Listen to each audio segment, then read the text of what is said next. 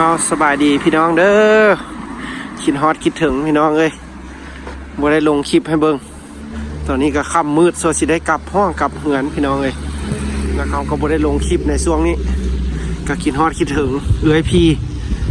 ที่ให้กำลังใจที่อยู่ทางต่างแดนแล้วก็ทางเมืองไทยผู้ที่เพิ่นให้กำลังใจติดตามซ่องชีวิตอยู่รัสเซียพี่น้องเอ้ยการเป็นอยู่ของพวกเขาอยู่พี่น้องตอนนี้ก็เขากำลังย่างเมือมันก็ค่ำมืดพี่น้องส่วนสิได้เมือเหือนแต่ละมือเขาก็บ่ได้อัพคลิปให้พี่น้องเบิ่งการใช้ชีวิตอยู่ทางนี้เมืองหนาวนี้พี่น้องสิเป็นจังไดนี่ก็ค่ำมืดกำลังเมือพี่น้องย่างออกจากโรงเรียนสิไปเฮือนขอบใจพี่น้องที่ติดตามเด้อให้กำลังใจตลอดมาพี่น้องเขาก็ยังสบายดีพี่น้องอากาศกับบ่หนาวหลายมื้อนี้ก็พอดีพอไปพอมาพี่น้องพอดีอากาศก็อยู่ที่-1 -2พี่น้องก็ธรรมดาหรือว่าหิมะก็บ่ตกมื้อนี้น่ะนี่กำลังสิย่างเมืองเฮือนพี่น้องจากสิละเสื้อสิได้กลับห้องกลับเฮือนอยู่บ้านเพิ่นเลิกจากมหาวิทยาลัยก็ไปแต่เช้ากลับค่ำพี่น้องแต่ในมหาวิทยาลัยก็บ่ได้ถ่ายให้เบิ่งพี่น้องแต่ก็เก็บภาพบรรยากาศไว้อยู่บริบัติเมืองพุ่นละจะเสี่ยวลงให้เบิ่งพี่น้องบัดฮอดบ้านฮอดซ่องแล้วเสี่ยวลงให้เบิ่งการใช้ชีวิตอยู่พี่บางอันก็เขาก็เก็บบรรยากาศไว้ให้เบิ่งเอาพี่น้องกลับงานกลับศาลก็เด้อไปเจอกันอยู่งานพี่น้องแต่งอยู่ขอจินส่วนสิได้อัพคลิปให้พี่น้องเบิ่งก็ค่ำมืดมันสิไปเลาะถ่ายคลิปกับสว่าค่ำแล้วพี่น้องมื้ออื่นเช้าได้ไปโรงเรียนแต่เช้าอีกเลยช่วงนี้บ่ทันแล้วก็บ่ได้อัพคลิป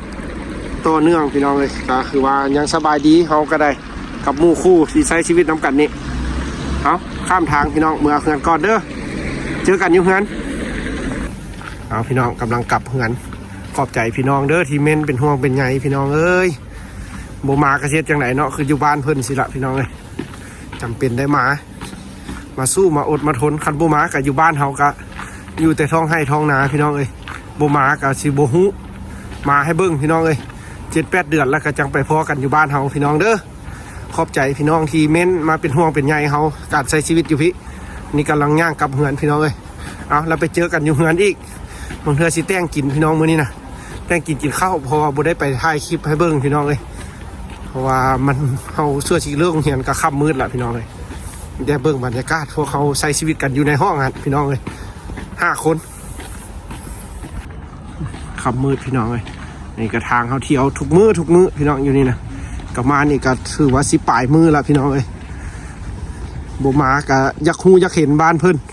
ก็ลองมาอดมาทนกันอยู่พี่น้องการใช้ชีวิตของพวกเขามื้อนี้ก็สิถ่ายให้เบิ่งการเป็นอยู่การกินอยู่เป็นจังไดเพราะว่าอาหารเช้ากับอาหารสวยเขากินอยู่ในมหาวิทยาลัยพี่น้องเอาพี่น้องอดทนสู้สน7-8 เดือนไปฮ้อกันอยู่บ้านเขาเอาผักกับเป็นจะสิแหละพี่น้องจะเข้าประตูบ้านเพิ่นได้บ่ง่ายเด้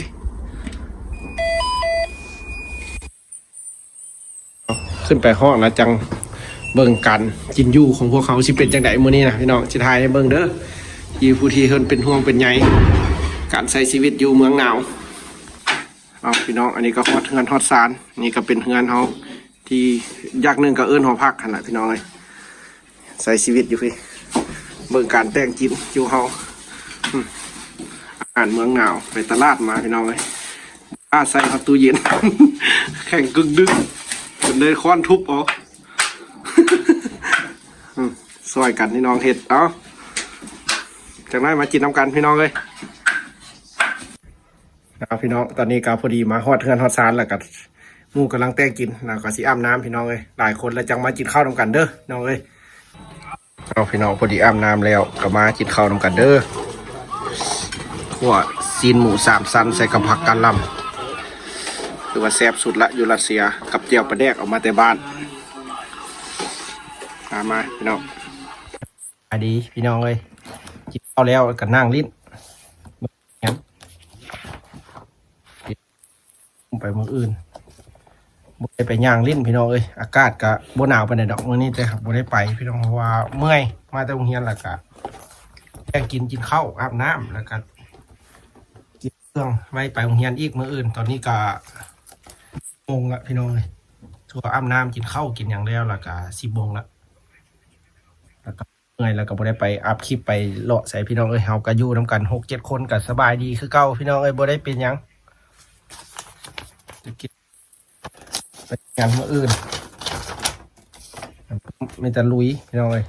ที่กิจการเป็นอยู่เมืองเพิ่นพี่น้องเอ้ยบ่มาก็บ่ฮู้ต้องลองอยู่บ้านให้บ้านนาก็อยู่ไปซื่อๆพี่น้องเอ้ยมีโอกาสแล้วก็ได้มาพี่น้องมาซนกันอยู่พี่พุ่มก็จะว่าบ้านดุดแล้วก็จะงานฮอดใส่ละไปใส่ละได้อัพคลิปให้เบิ่งพี่น้องเอ้ยเพราะว่า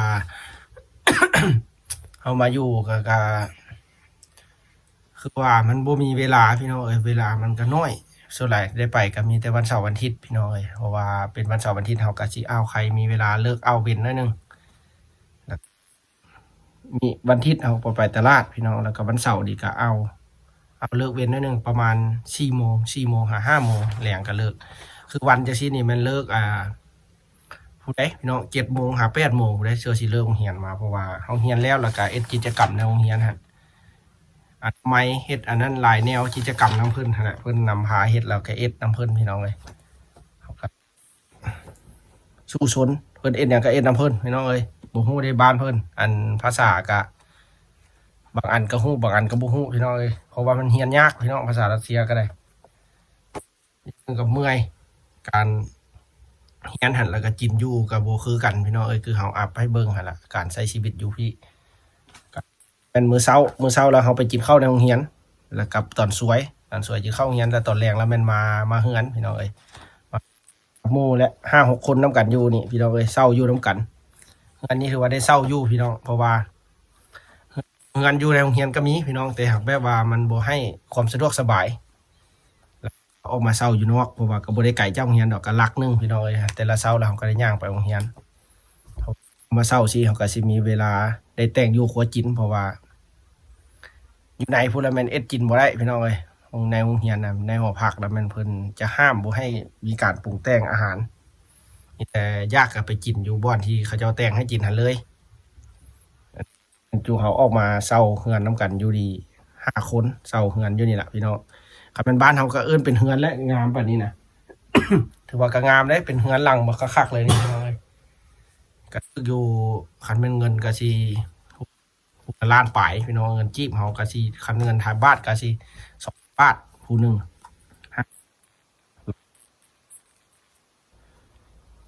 ทำใช้ชีวิตอยู่พี่อีก7-8 เดือนก็จบแล้วพี่น้องจบการศึกษาแล้วก็สิกลับไปอยู่บ้านเฮาอยู่ไร่อยู่นาก็บ่ฮู้ว่าสิ สิเป็นจังได๋ชีวิตการเป็นอยู่พี่น้องเอ้ย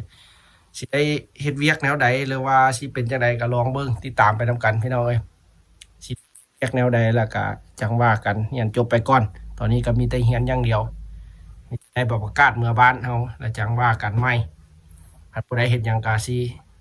เฮ็ดให้เฮ็ดนาคือเก่าคือเฮาอัพให้เบิ่งหั่นล่ะพี่น้องเอ้ยเกี่ยวข้าวเกี่ยวน้ำไล่หนูไล่หนี ใส่เบ็ดใส่มองอยู่กับแม่ตู้หั่นคือเก่าพี่น้องเอ้ยสิเป็นอยู่ของเฮาบ่ได้ไปเอ็ดคลิปให้เบิ่งพี่น้องบ่ได้ไปย่างใส่ก็มีแต่อยู่ห้องแล้วก็มาแต่งกินละพี่น้องเอ้ยเพราะว่าบ่ได้ลงคลิปละ2 มื้อแล้วเดี๋ยวนี้พี่น้องบ่ได้ลงคลิปให้เบิ่งบ่ได้ไปถ่ายใส่แล้วก็บ่ได้ลงบ่ได้อัปเดตให้เบิ่งต่อเนื่องพี่น้องเอ้ย เนื่องจากเวลามันบ่ให้พี่น้องแล้วอันนี้ก็อยู่ห้องกินอื่นก็มีอันนี้การบทเรียนใหม่อันเฮาเรียนได้ก็มีละพี่น้องเอ้ยแล้วก็ได้จบ3 วีซ่ามื้ออื่นตื่นแต่เช้าแล้วก็ไปเลย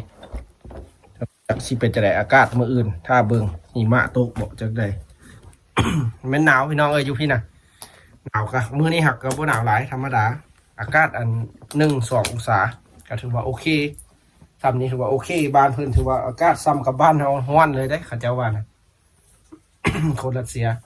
-30เขาเจ้าจังหวัดหนาวคนรัสเซียนะพี่น้องเอ้ย-30 25แล้วแม่นเขาเจ้าจังหวัดหนาวหรือ อันฮอด-30แล้วโรงเรียนก็บ่ได้เรียนได้พี่น้องเพิ่นก็ปิดการขึ้นห้องเรียนการสอนเพิ่นก็ปิดเพราะว่าหนาวหลายมันก็บ่สามารถจะไปโรงเรียนได้มันเย็นยามเป็นหวัดเป็นไอ คือจังซี่เฮาก็เป็นคือกันแหละพี่น้องได้กินยาตลอดเลยซื้อมาแต่บ้านเฮายาก็ได้ ยาชิฟฟี่คือบ้านเฮาก็บ่ได้ไปซื้อได้ยาอยู่พี่เพิ่นบ่ได้ขายสะทรายให้ได้พี่น้องเอ้ยเฮาบ่ได้มีหนังสือจากแพทย์จากหมอนี่โอ้เพิ่นบ่ขายให้อยู่พี่นะสิว่าเฮาเป็นไข้แล้วสิไปซื้อยามากินเลยนี่บ่ได้พี่น้องต้องได้ไปห้องหมอก่อนแล้วเขียนบิลยาจะได้ซื้อยาขายยาให้เฮากินข้าวแล้วเมื่อกี้นี่กินข้าวกับ2คนพี่น้องเอ้ยหมู่ก็บางคนเมื่อยเขาเจ้าก็ต้มมีต้มหยังกิน มันง่ายไปแล้วก็แล้วอยู่น้ำกันพี่น้องเอ้ยไผสิกินหยังก็กินแล้วไผแซ่บแนวใดก็กินแล้วก็มาลิ้นโทรศัพท์เบิ่งบทเรียนหน่อยนึงแล้วก็นอนบ่ให้บ่มันโทรหาพ่อหาแม่ทางบ้านเพื่อเพิ่นบ่เป็นห่วงเป็นใยการมาใช้ชีวิตอยู่พี่น้องเอ้ยเอาก็สิถ่ายให้เบิ่งพี่น้องเอ้ยมื้อนี้บ่ได้ไปไสก็มีแต่นั่งล้มกันพี่น้องเอ้ยเบิ่ง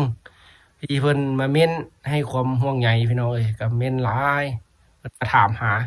ก็มาอยู่พี่ก็อาบน้ำมา หนาวพอดีก็อาบน้ำมาซะก็อาบอยู่พี่น้องเอ้ยอาบ อาบมือละเทื่อแหละพี่น้องอาบแต่ตอนเฮามาแต่โรงเรียนแล้วก็อาบแล้วก็ ตอนเช้าก็แม่นบ่ทันอาบมีแต่เฮาฟ้าวแล้วก็ไปแต่เช้าตื่นก็6 โมงพุ่นพี่น้องไป6 โมงบ้านเพิ่นยังบ่ได้แจ้งเลยพี่น้องยังมืดคนบ้านเพิ่นก็บ่ตื่นเพิ่นตื่นก็แม่น 7-8 โมง ถือว่าเฮานั่งอยู่ในที่แล้วก็ถือว่าอากาศก็อุ่นพี่น้องเพราะว่าบ้านเพิ่นใส่แอร์ใส่แก๊สนะแก๊สห่อความร้อนนั่นพี่น้องนี่จุดออกอยู่ได้ของเทื่อก็ได้ไขประตูบุกเยี่ยมถือว่าอยู่พี่บ่มีแอร์บ่มีพัดลมดอกพี่น้องเพิ่นบ่ใส่แต่งกินก็แม่นซีนปลานี่เอาไปวางไว้หน้าประตูบุกเยี่ยมนี่ก็ทางเงินครัวหั่นก็แม่นแข่งรถพี่น้องเอ้ยบ่บูดบ่เน่าเอาขอบใจพี่น้องเด้อมื้อนี้ก็อัพคลิปอยู่บ้านพี่น้องเอ้ยบ่มีหยังมื้อหน้าก็จักสิถ่ายหยังให้เบิ่งถ้าติดตามเบิ่งพี่น้องเอ้ย มีคอมเมนต์หลายอยู่เพิ่นคอมเมนต์ถามว่าถ่ายน้ำมันอยู่รัสเซียให้เบิ่งได้ดูเพิ่นว่าเมืองเจ้าอยู่หั่นน้ำมันมีบ่อน้ำมันหลายนะ เมืองจูเม่นนะพี่น้อง โอ้ยไอ เอาพี่น้องเอ้ยบ๊ายบายเจอกันเด้อเฮาสิถ่ายหยังให้เบิ่งก็ติดตามเบิ่งพี่น้องชีวิตอยู่พี่สิเป็นจังไดแล้วจะไปเจอกันอยู่บ้านเฮา7-8 เดือนสู้ชีวิตอยู่พี่แหละพี่น้องเอ้ยอยู่บ้านก็ว่าทุกข์แล้วมาพี่ก็ทุกข์อีกพี่น้องเอ้ยชีวิตนี่ถือว่ายังบ่ได้สัมผัสความสบายกินสบายอยู่สบายยังบ่เคยมีพี่น้องเอ้ยอยากมีสักครั้งนึงป่านใดสิได้ขี่รถไปนั่งลิ้นสบายกินอาหารแซ่บๆป่านใดพี่น้องเอ้ยลองท่าเบิ่งรุ่นน้ำกันเบิ่งสิเป็นจังไดชีวิตนี้สู้อย่างเดียวบ่ได้หยังแล้วก็ยามันพี่น้องเอ้ยลองชีวิตนะถือว่าซาดนี้ถือว่าคันแม่นบ่ได้หยังก็แม่น ขี่บ่ถึกป้องพี่น้องเอ้ยคันแม่นบ่ร่ำบ่รวยบ่มีเงินมีคำพอใช้พอจ่ายก็แม่นถือว่าขี่บ่ถึกป้องเพราะว่าเฮาก็สู้ชีวิตเต็มที่พี่น้องเอ้ย